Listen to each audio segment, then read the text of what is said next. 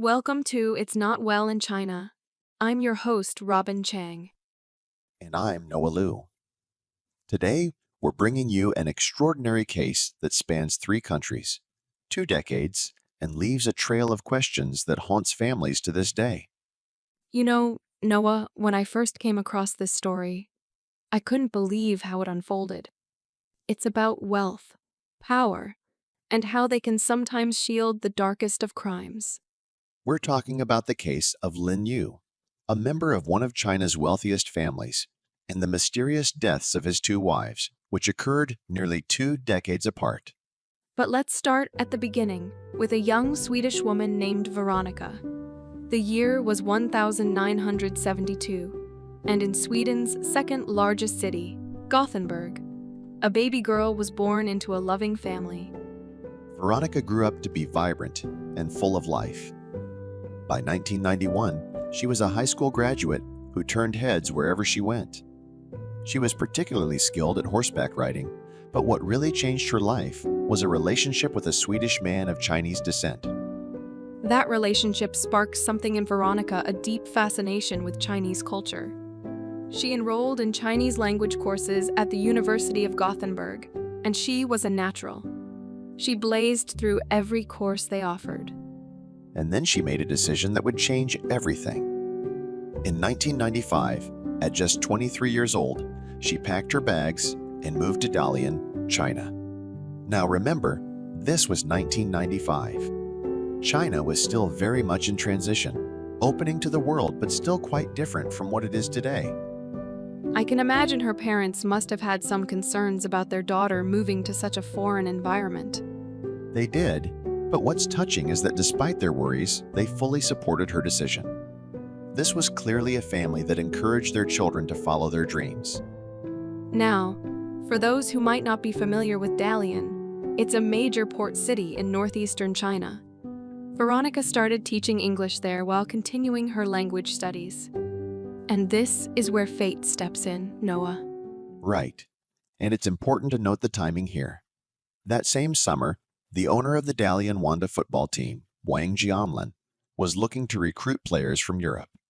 Several Swedish players came to Dalian, including a player named Pelle Blom. Life in China can be challenging for the families of Swedish players who don't speak any Chinese. Veronica, one of the few Swedes in Dalian, naturally bonded with them and became an invaluable source of support. She often helped with shopping and everyday tasks, easing their transition and making life more manageable. Her kindness led to close friendships, particularly with Pelle Blom and his wife. In time, Pelle and his wife would become witnesses to Veronica's blossoming love story. And then Robin, she wrote that fateful letter home. Would you like to share what she wrote? Of course, she wrote, "Now you will hear the hottest thing. I met a wonderful man. He's handsome, nice, humorous, wonderful, fantastic, Chinese." And then she added something significant. He's rich and one of the owners of Wanda. Wanda Group, a Chinese multinational conglomerate founded in Dalian, is best known for its core businesses as a private property developer and entertainment giant, with ownership of Wanda Cinemas and the Hoyts Group cinema chains. In the 90s, the company's Dalian Wanda Football Club, which signed some foreign players under the auspices of Wanda Group, achieved remarkable success in the history of Chinese football. That man was Lin You, and his family connections were, well, let's just say they were impressive. His sister was married to Wang Jianlin, who would later become China's richest man through the Wanda Group conglomerate. We should explain something here for our listeners. The Lin family wasn't just wealthy. They were part of China's red aristocracy. Lin Yu's father was a high-ranking military officer who had participated in crucial battles during China's Civil War. This is fascinating because, as a member of China's second-generation red aristocracy, Lin Yu, along with his sister Lin Ning and brother-in-law Wang Jianlin, leveraged their privileged status in post-reform China to amass significant wealth and enjoy numerous social advantages. Lin You was 32 when he met the 23-year-old Veronica in her English class. By all accounts, their romance was passionate and sincere. Pelle Blom's wife later testified that the couple's feelings appeared to be very genuine. In February 1997, Lin You traveled to Sweden to meet Veronica's family. And this is where we get our first glimpse into Lin Yu's character. He showed up wearing an expensive suit and a large diamond-encrusted Rolex watch. He brought Veronica's father a high-quality leather jacket and a pair of antique Chinese vases. The family noticed his somewhat flashy display of wealth, but they were won over by his gentle and humble demeanor. They felt his way of dressing was simply his way of showing he could provide a good life for Veronica. They could see he genuinely loved their daughter. The couple spent a wonderful time at Veronica's family's vacation home. But by 1998, Veronica had returned to Sweden to pursue an engineering degree at Chalmers University of Technology in Gothenburg. This is such a telling detail about Veronica's character. Despite being involved with an incredibly wealthy man, she was determined to build her own career. She believed that with an engineering degree and her Chinese language skills, she could secure an excellent position at a Swedish company's Chinese division. So, they maintained a long-distance relationship, with Lin You flying to Gothenburg whenever he could to see her. But then, in November 1998, everything changed. Veronica discovered she was pregnant. According to Lin Yu's later statements, he wasn't particularly eager to get married, but felt he had to take responsibility. His exact words were interesting, Noah. They were indeed. He said, 那个时候，我非常的喜欢维罗妮卡，慢慢的也发现了她身上一些负面的东西。维罗妮卡是一个很感性、冲动，所以我就一直不肯定她对我的感情。虽然我没有讨论过结婚的计划，但是最终没有确定。11月，接到维罗妮卡的电话。 得知她怀孕了，我当时十分惊讶。在那种情况下，我决定承担自己的责任。 At that time, I really liked Veronica, but gradually, I also discovered negative things about her. Veronica was very emotional and impulsive, so I was never sure about her feelings for me. Although we had discussed marriage plans, we never finalized anything. When I received Veronica's call in November telling me she was pregnant, I was very surprised. In that situation, I decided to take responsibility. Despite his apparent reluctance, when they had their civil ceremony, photographs show Lin You are looking genuinely happy. Veronica, who had actually prepared a white wedding dress, chose to wear a dark blue velvet dress to accommodate her growing belly. In June 1999, their son Marcus was born. Although Lin You was not present for his birth, he visited frequently in the early days. Notably, his sister, who would later become the wife of the future richest man in China, even traveled to Gothenburg for Marcus's christening. The following June, Lin You returned to Gothenburg to celebrate Marcus's first birthday with Veronica and her family, capturing moments of joy in numerous photos and videos. But as time went on, Lin Yu's visits became less frequent. Still, Veronica would tell friends this was just because he was busy with work. Perhaps more tellingly, he started delaying the monthly child support payments of 10,000 Swedish kroner, about 850 euros in today's money. These delays created real hardship for Veronica. She was living with her parents while attending university full-time and caring for Marcus in the evenings. She had no time for part-time work and desperately needed that support. When she angrily confronted Lin You about the late payments in an email, demanding he pay by the 20th of each month or lose access to Marcus, it marked a turning point. This was when Veronica finally realized her marriage existed in name only. Lin You later told police, 威胁我，如果不按他要求的数字和期限付钱，将不会那么容易的见到儿子。我感觉他是在利用我对马尔库斯的爱，在满足他的生活要求。 She threatened me, saying if I didn't pay according to her demands and timeline, It wouldn't be easy for me to see my son. I felt she was using my love for Marcus to satisfy her living requirements. By December 2002, Veronica had had enough. She filed for divorce and sole custody of Marcus. She even tried to make it easier for Lin You, writing to him, "I went to the court for divorce. I also arranged it so that you do not have to pay for Marcus to me. You just have an obligation to the Swedish authority. You pay directly to them." But Lin Yu's response was explosive. He wrote, "Are you kidding me? You want to take away my power to be a father? I have an absolute right to be a father." The emails between them grew increasingly hostile. Veronica wrote, "I really want to know what's going on inside your head. I suggest you do not contact us ever again, because it would only make things worse than it already is. Marcus does not need you." Lin Yu's response was ominous. "Don't force me and bully me too much. I believe I love Marcus more than you do. I will go to Sweden, go have a serious talk with you." The exchange continued to escalate. Veronica wrote, "If you want to fight with me, it is up to you." To which Lin You responded, "I will return to Sweden as soon as possible. I will try my best to hire the best lawyer to process this lawsuit. Marcus is my son forever." And then, Robin, just as spring was arriving in Gothenburg in 2003, something happened that would change everything. That's right, Noah. On March 18, 2003, Veronica dropped Marcus off at daycare and headed to her classes at Chalmers University, just like any other day. She was never seen alive again. Veronica had disappeared after dropping her son Marcus at preschool on March 18, 2003. Noah, walk us through what happened next. So Veronica typically took about 30 minutes on public transport to reach Chalmers University from her home in the Bangkok district of Gothenburg. She usually returned home around 5 p.m. to be with Marcus. But that day, she never came home.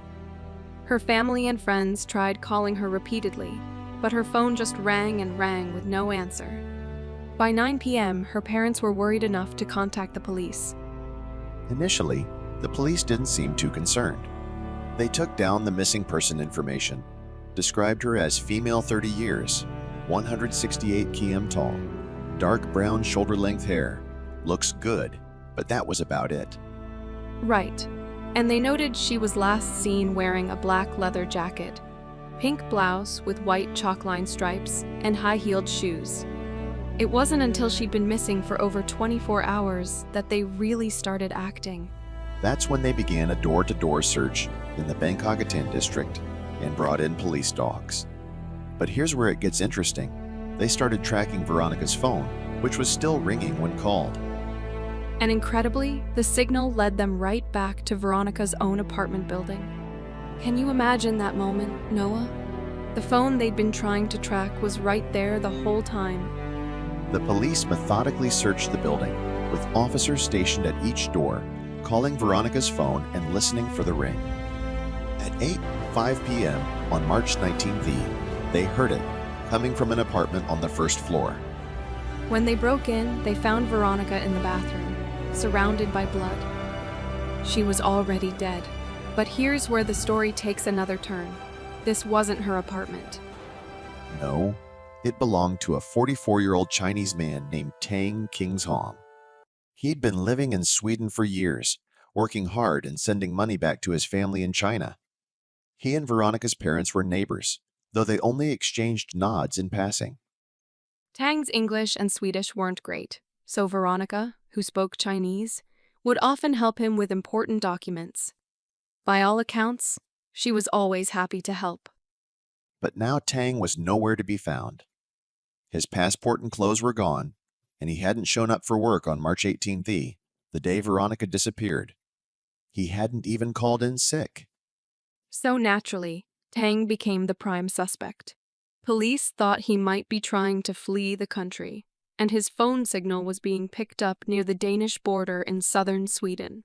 But then attention shifted to another suspect, Veronica's husband, Lin You. Her parents told police about the bitter divorce proceedings and Lin Yu's aggressive emails. Veronica had even told classmates She was worried he might try to take custody of Marcus. And here's what raised red flags for investigators. Lin You was actually in Gothenburg at the time.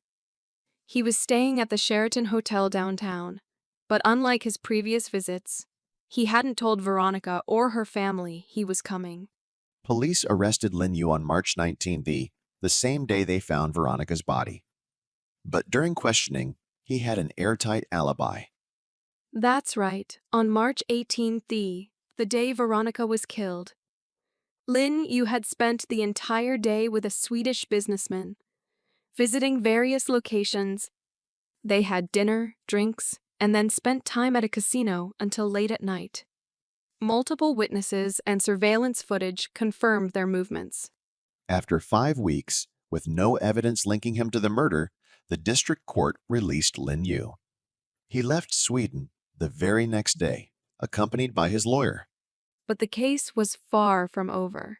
On April 30th, during a routine canvass of the neighborhood, a woman walking her dogs mentioned something odd. Her dogs had been very interested in a patch of grass near Tang's apartment balcony around the time of the murder. Police excavated the area and found a body wrapped in a red blanket. It was an Asian male matching Tang's description, and DNA comparison with Tang's son in China later confirmed it was him. So now police had 2 murders in one location. The big question was Tang an innocent victim? Or had he been involved in Veronica's murder and then been killed by an accomplice? Forensic evidence provided the answer.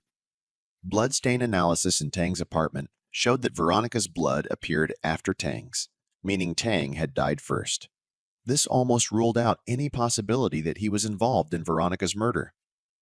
The police theory was that both murders were committed by the same person, someone who killed Tang first, then used his apartment to lure Veronica in, possibly by claiming Tang needed her help with something, before killing her too. Police once again suspected Lin You, this time of hiring someone to commit the murders. And Veronica's father provided what he believed was the motive. He said, and I'm quoting here, "Maybe it was because my daughter demanded divorce and custody of Marcus."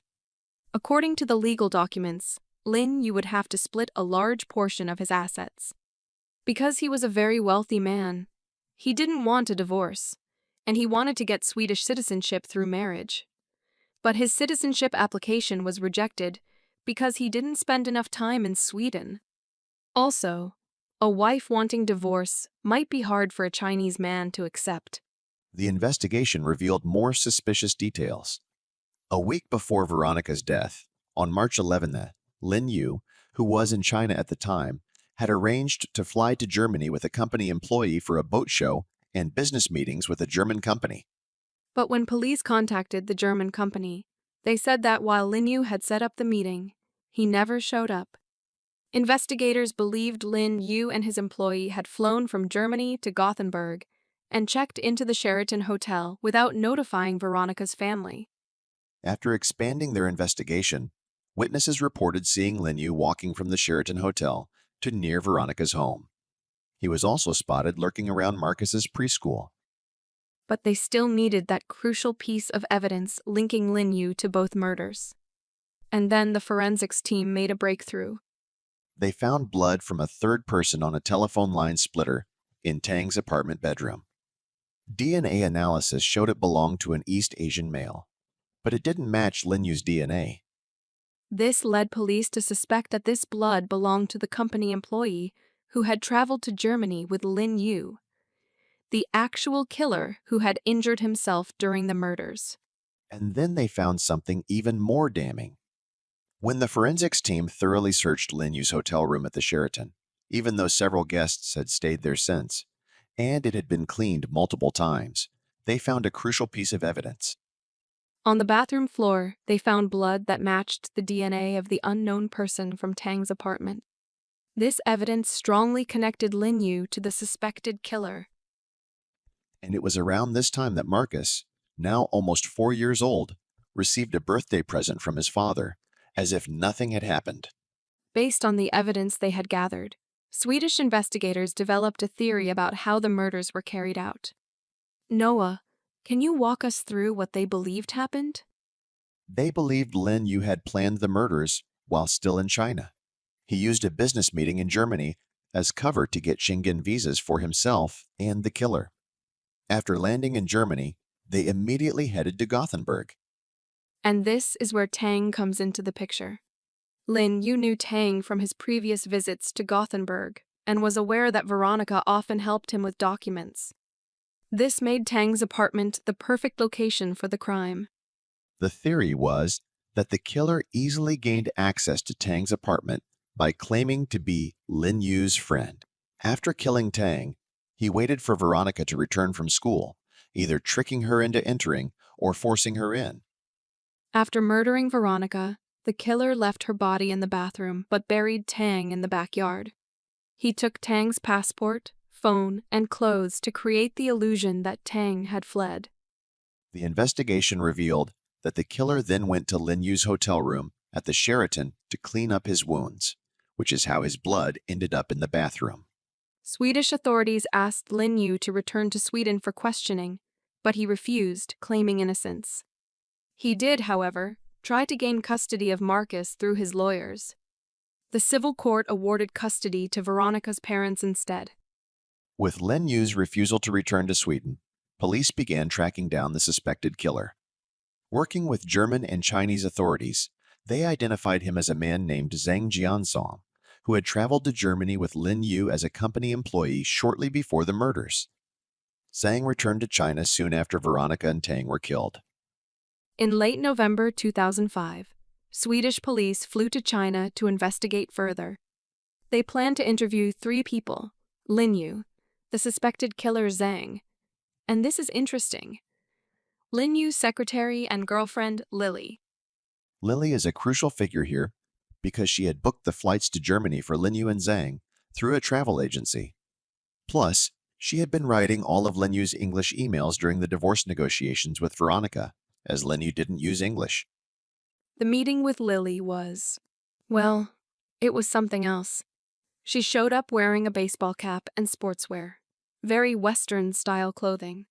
But her attitude was incredibly uncooperative. Right.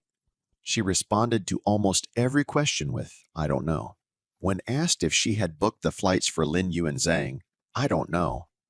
When asked about the purpose of their European trip, "I don't know." The Swedish police were frustrated by her lack of cooperation, but also concerned for her safety. They suspected she might have been deeply involved in planning the murders, which put her in a dangerous position. Lin You was detained in a Chinese prison following an agreement between Chinese and Swedish law enforcement. By the time Swedish police arrived and interviewed him on December, he had already been in custody for over a month. During the interview, Lin You maintained his innocence and denied all accusations. Shortly after, Chinese authorities released him, but he refused to return to Sweden for trial. Zhang, the suspected killer and one of the 3 individuals the Swedish police sought to interrogate, had vanished without a trace. Despite assistance from Chinese law enforcement, efforts to locate him were unsuccessful. Because there is no extradition agreement between China and Sweden, Swedish police issued an international arrest warrant for Lin You, initiating an international manhunt that would last nearly a decade. By 2007, Marcus was 8 years old. He had always believed his mother died in a car accident. Then one day, he discovered a videotape at home showing news reports about his mother's death and learned that his father was likely responsible for her murder. But the story wasn't over. Far from it. On January 10, 2013, Lin You, now married to Lily, was vacationing at their luxury villa in Koh Samui, Thailand. Robin, we're not just talking about any villa here. This was a jaw-dropping $6.5 million estate sprawling over 54,000 square feet, complete with a sparkling pool and pristine gardens. And get this, it even came with its own private butler. But for this trip, they actually declined the butler service, opting for more privacy. The best part? The estate services were managed by none other than the nearby Four Seasons Hotel. Pretty impressive, right? Absolutely, Noah. And here's where things take a dramatic turn. On January 18, Lin You called the Four Seasons Hotel in a panic. He claimed he had fallen asleep the previous night and woke up to find his wife had drowned in the pool. The hotel staff wasted no time and immediately contacted the police. When police arrived, they found Lin You holding his dead wife's body crying, but something wasn't right. The body was already rigid, indicating Lily had been dead for at least 8 to 10 hours. Lin You told the police that he and Lily shared 2 bottles of red wine that night. He became so intoxicated that he passed out, and it was Lily who called the hotel for help. The hotel sent the butler to assist Lin You to bed. Exactly. Lin You said that it wasn't until the next morning when he woke up that he discovered Lily had drowned in the pool. The butler corroborated Lin Yu's account, and there was evidence confirming that they did, in fact, drink 2 bottles of red wine that night. But the autopsy revealed something disturbing. There was no water in Lily's lungs, which you'd expect in a drowning victim. Instead, they found bruising around her neck, suggesting she had been strangled or suffocated face to face before being placed in the pool. The medical examiner's report was clear. The victim died from asphyxiation due to neck compression or heavy pressure, indicating homicide. And Lin You had suspicious injuries too. Several scratches on his shoulders that he claimed were self-inflicted while swimming, but the forensic examiner immediately recognized them as defensive wounds from someone fighting back. You know what's particularly suspicious about this, Robin? Lily's family revealed that she couldn't swim. They said she would never go swimming alone at night. And there were other red flags. Lily's parents tried to contact their daughter and son-in-law repeatedly from January 18, but couldn't reach them. Lin You didn't inform them of their daughter's death until late on January 23. Lily's brother-in-law made some notable observations. He pointed out that Lin You claimed they had shared 2 bottles of wine and that he had passed out. However, Lily rarely drank, although she could handle alcohol well. He questioned how someone like Lin You, who had experience running a nightclub, could be rendered unconscious until morning by just 1 bottle of wine. The local police seemed convinced it was a straightforward case of murder, and they arrested Lin You. But then something strange happened. After Lin Yu's arrest in Thailand, things took an unexpected turn.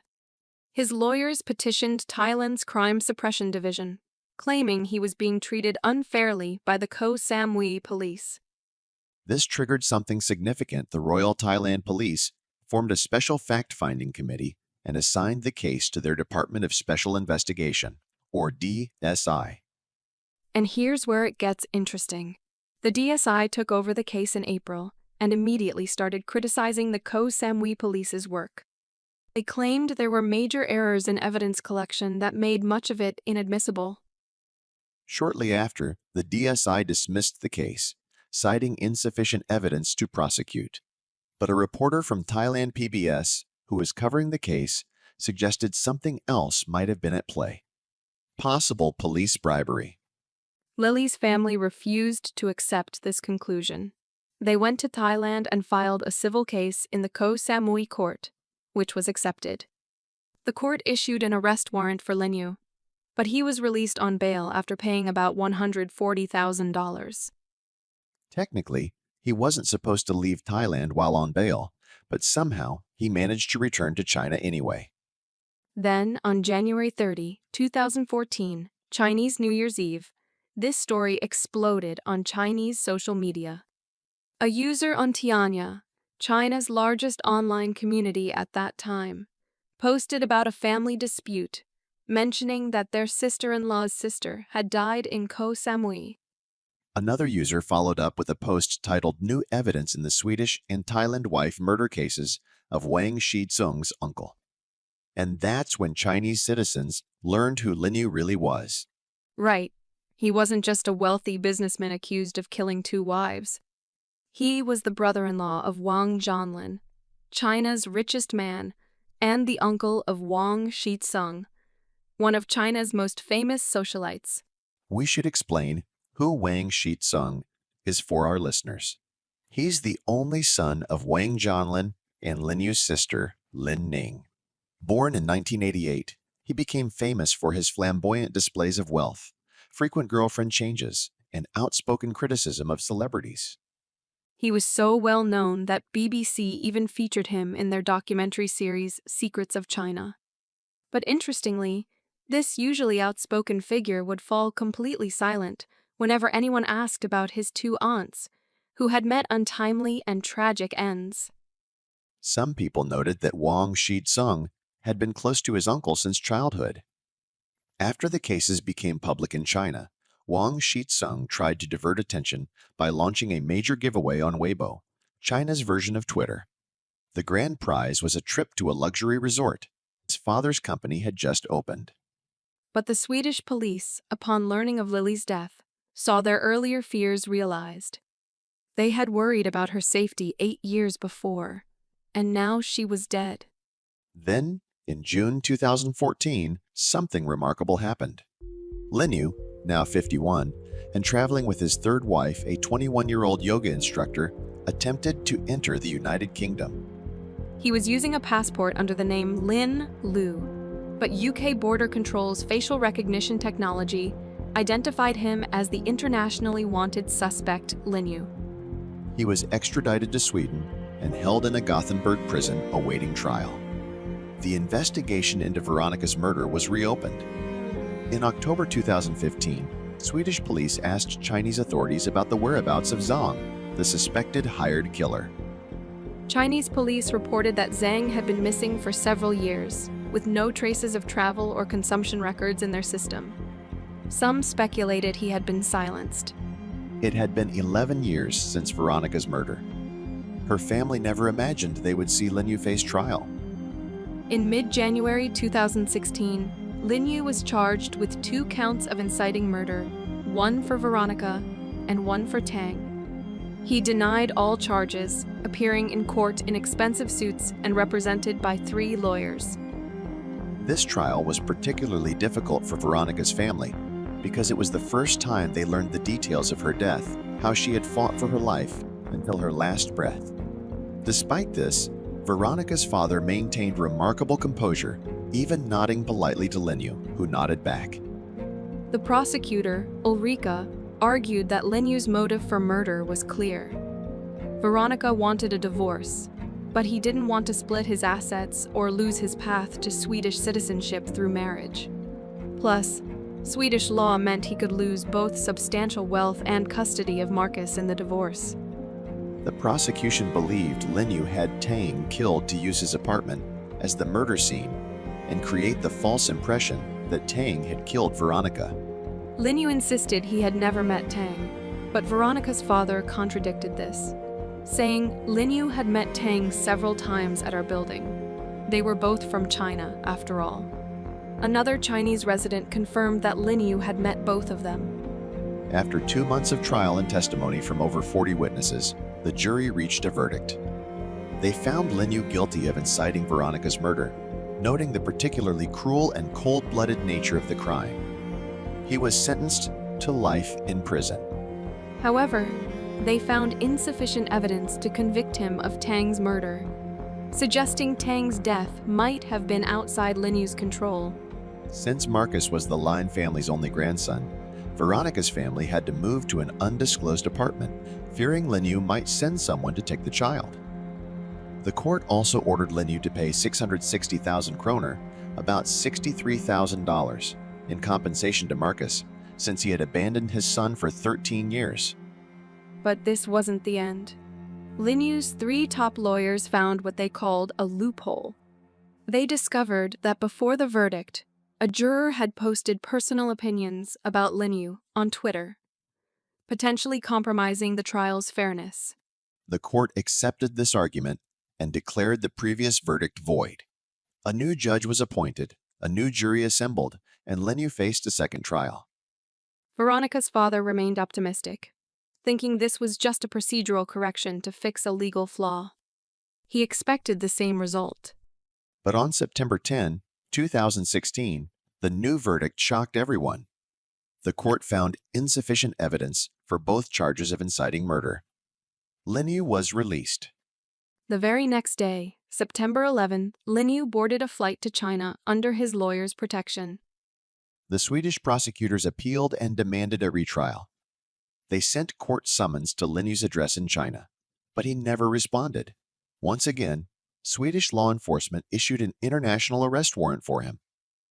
By 2021, 18 years after Veronica's murder, Swedish television produced a 6-episode documentary called Veronica and the Chinese Millionaire.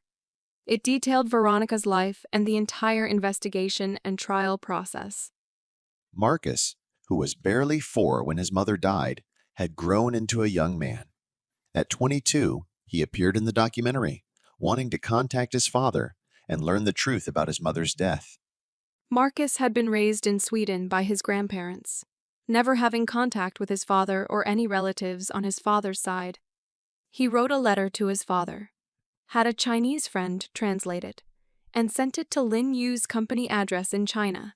He received no response. Through friends searching Chinese internet, Marcus learned that his father was now the founder and CEO of a biomedical technology company called Fountain Valley in Dalian. At company events, Lin You would tell a story about having a daughter with genetic defects, who was miraculously cured through immune stem cell therapy. He claimed this inspired him to start the biomedical company to help others. With the help of a Chinese resident in Sweden, Marcus tried calling Lin You on camera. The person who answered sounded remarkably like Lin You, but insisted they had the wrong number.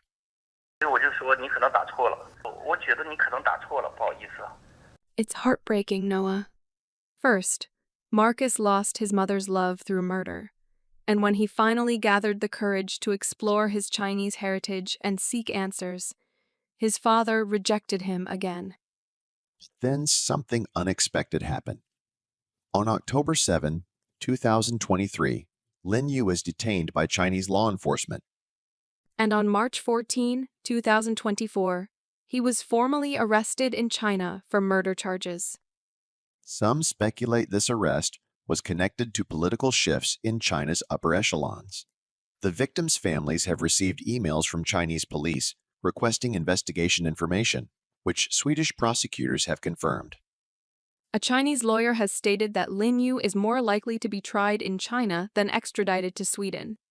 If convicted, he could face life imprisonment or even the death penalty, depending on the evidence and circumstances.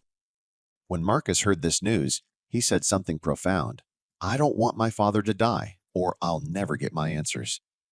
Perhaps the only consolation in this nearly 20-year-old case is that Marcus, who lost his mother so tragically, has grown into a healthy, happy young man. He bravely faces his past while living positively in the present. He's currently pursuing an economics degree, and I think I speak for all of us when we say we hope he finds peace and success in his life.